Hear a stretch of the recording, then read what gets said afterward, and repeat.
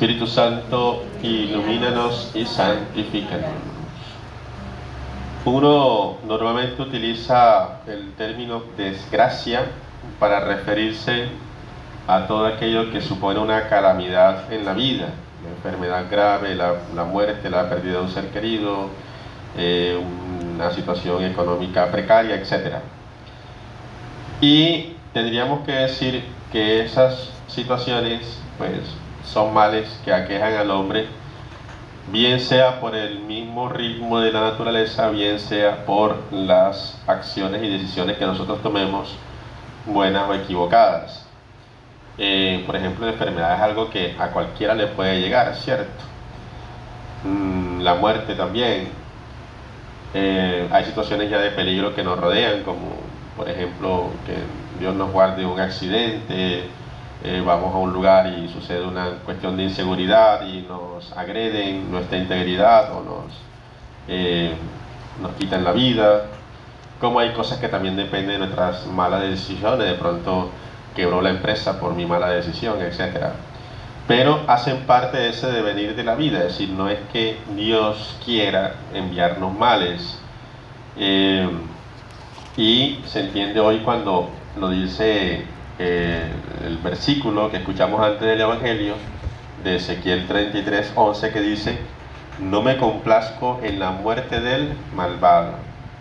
De hecho, Dios no se complace en la muerte de nadie. O sea, no es que esas cosas malas pasen porque Dios castigue o porque Dios así lo quiera. ¿Qué es lo que quiere el Señor? Y aquí sí debemos entender esa expresión de desgracia, sino en que se convierta y viva, dice el Señor. No me complazco en la muerte del malvado, sino en que se convierta y viva. Eso es lo que el Señor quiere. Por eso vemos hoy que ante esta situación de estos dos eventos que solamente tienen referencia en la Sagrada Escritura aquí, no aparecen en otro lado y por eso no sabemos con exactitud a lo que se refiere. Lo que sí queda claro es que lo primero hace referencia a una acción, digamos, de abuso del poder. Pilato, que termina sacrificando posiblemente a unos celotes que se habían rebeldizado contra el Imperio Romano, y entonces aprovechó que estaban ofreciendo unos sacrificios y termina también sacrificándolos a ellos, es decir, les quita la vida. Y la otra fue un accidente. En la construcción de la torre de Siloé algo falló, se derrumba la torre y termina asesinando o matando pues a estos 18 que estaban allí en la construcción. Uno fue una acción, digamos, meditada de un personaje con una mala intención en su corazón.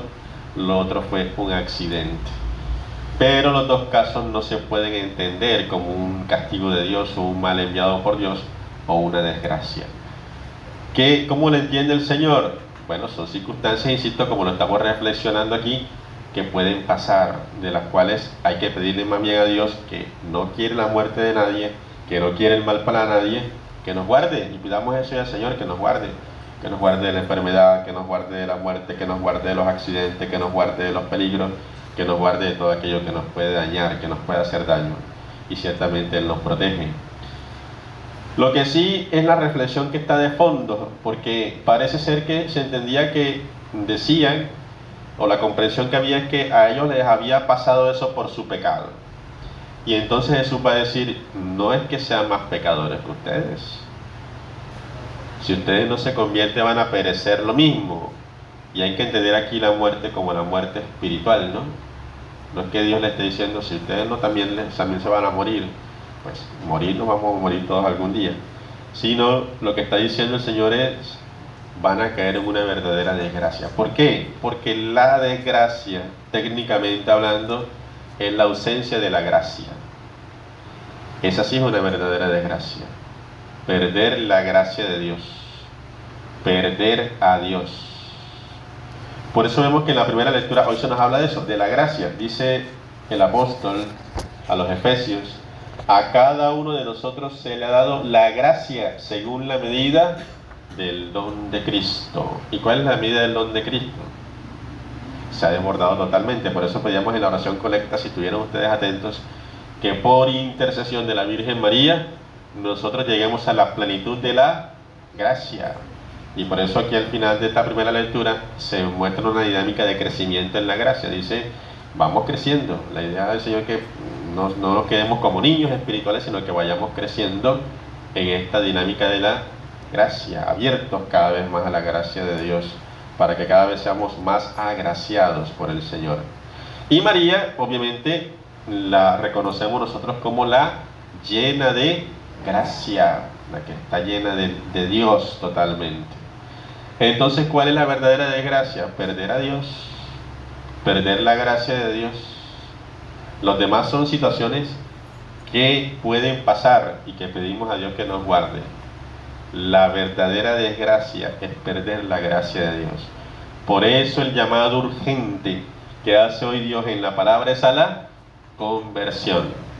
Porque quien no vive en la conversión, ese sí es un verdadero desgraciado y una verdadera desgraciada, porque ha perdido la gracia de Dios. Entonces urge volver a esa gracia de Dios. Por eso vemos aquí que aparece la paciencia de Dios al final de la parábola, ¿no? La parábola de la higuera. 3 años viniendo a buscar fruto y nada que encuentre. Córtala, a ver, para que no siga perjudicando el terreno. Y el viñador, que representa la paciencia de Dios, dice, Señor, déjala todavía este año, y mientras tanto yo cavaré a su alrededor, echaré estiércol, a ver si da fruto en adelante. Si no, puedes cortarla. Dios es paciente, Dios es misericordioso, pero no podemos abusar de esa paciencia, no podemos abusar de esa misericordia de Dios. La paciencia de Dios no quita la urgencia de nuestra conversión, ¿no? Que como Dios es paciente y misericordioso, entonces yo mañana me convierto, yo mañana me confieso, yo mañana dejo mis malas actitudes, yo mañana dejo mi pecado. Pues no sabemos si va a haber un mañana, ese es el detalle, ¿no? Entonces, por eso urge nuestra conversión.